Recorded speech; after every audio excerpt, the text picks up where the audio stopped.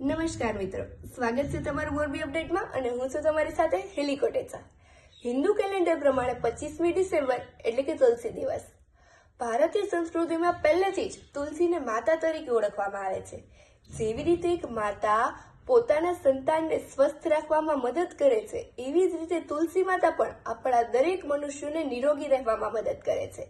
જોઈએ કેવી રીતે?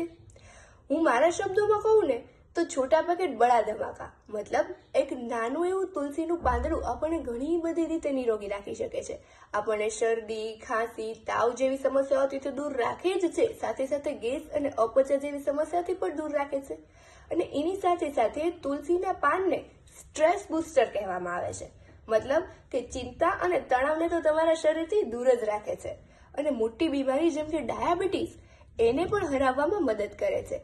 તો મારું તો એવું કહેવું છે દોસ્તો કે નિયમિત રીતે તમારે તુલસીના પાનનું સેવન કરવું જોઈએ।